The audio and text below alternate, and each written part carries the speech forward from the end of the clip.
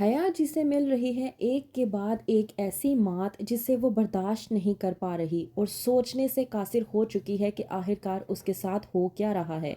ڈرامے کی next episode میں آپ لوگ دیکھیں گے کہ حیا جس نے سائمہ اور زرار کا گھر بے اولادی کی وجہ سے خراب کرنے کی کوشش کی تھی، آج وہی حیا جب یہ جان چکی ہے کہ وہ کبھی بھی ماں نہیں بن سکتی تو ہو چکی ہے پوری طرح سے پریشان، لیکن وہ چاہتی ہے کہ یہ سچائی کسی کو بھی معلوم نہ ہو، کیونکہ وہ جانتی ہے کہ اگر اس بارے میں کسی کو بھی پتہ چل گیا تو اس کی بنیاد مبارک منزل میں پوری طرح سے کمزور ہو جائے گی۔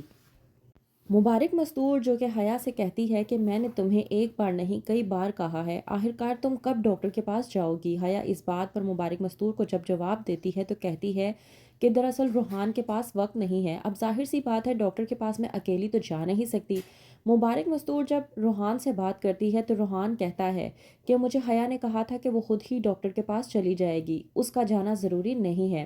مبارک مستور روحان سے بات کرنے کے بعد تھوڑا سا پریشان ہو جاتی ہے اور سوچتی ہے کہ آخرکار ایسی کون سی بات ہے جو حیا ہم سے چھپانے کی کوشش کر رہی ہے۔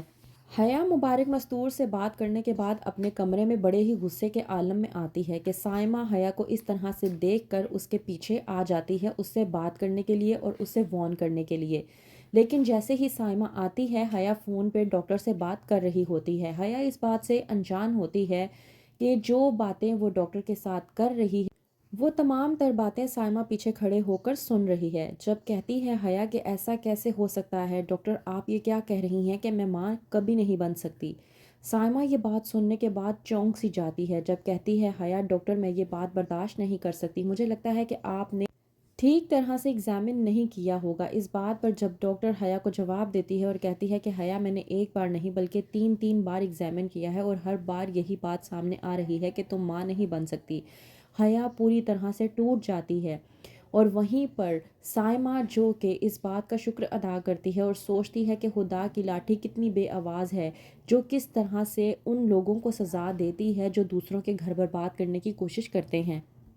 جب آتا ہے روحان تو ہوتی ہے حیا سے بات روحان کی، کہتا ہے روحان حیا کو کہ تم مجھے کیوں میری ماں کے سامنے ذلیل کرنے کی کوشش کر رہی ہو؟ وہ مجھے بار بار ایک ہی بات کہہ رہی ہیں کہ ہم لوگ اس بات کو سیریسلی نہیں لے رہے۔ اس بات پر حیا روحان کو جواب دیتے ہوئے کہتی ہے کہ ایسا کیسے ہو سکتا ہے کہ امی جان کوئی حکم کریں اور میں اس بات کو نہ مانوں؟ میں بہت پہلے ہی ٹیسٹ کروا چکی ہوں اور میرے پاس سلپ بھی موجود ہے۔ حیا کی بات سننے کے بعد روحان کہتا ہے کہ اگر ایسا ہی ہے تو تم نے پہلے مجھے یہ بات کیوں نہیں بتائی؟ اس بات پر حیا روحان کو جواب جب دیتی ہے اور کہتی ہے کہ میں تمہیں اب بتا رہی ہوں نا، تو حیا کے تال میل دیکھ کر روحان کو شک سا ہونے لگتا ہے۔ وہیں پر ارم آتی ہے سائمہ کے پاس جب سائمہ کہتی ہے ارم سے کہ دیکھو خدا کی لاٹھی کتنی بے آواز ہے، حیا جو میرا گھر صرف اس بنیاد پر خراب کرنے کی کوشش کر رہی تھی کہ میرے گھر اولاد نہیں ہو سکتی، دیکھو آج وہ ایسے موڑ پر آ کے کھڑی ہو چکی ہے جب ڈاکٹر اسے کہہ رہی ہے کہ وہ ماں نہیں بن سکتی۔